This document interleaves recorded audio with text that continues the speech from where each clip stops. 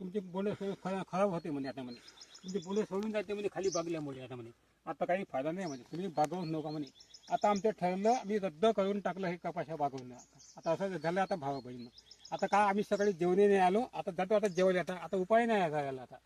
आता का जे वरतला तिथे फवारत जायचं कसं तरी दाटलीचा उपाय नाही. आता दाटली तर दाटली तर कसं तरी आता फवारत जायचं आणि मग जे लागते ते बोंड याच्यामध्ये आपली आनंद मानायचा. असं आता गोष्ट घडली आता भावांनो. कारण तर हे दाटलेले कपाशी असल्यामुळे इकडले परत गळले आणि इकडून कसे बसले काही ना काही आहे बोंड. मग हे बोंड खराब व्हायचे आणि ते बोंड नाही लागायची अशी आता कंडिशन त्यात येऊन बसली. त्यामुळे आता आम्हाला हे कपाशी बागवणं रद्द करावं लागलं आता आम्हाला. अशी आता गोष्ट झाली आता भावांना. चला आता जेवतो आता भावांना. आम्ही सकाळी जेवण नाही आलो, आता उपाय नाही राहिला. आता मग जेवण झालं मग नंतर मग बाकीचे मग कामं करतो आता हे निंद ठीक आहे.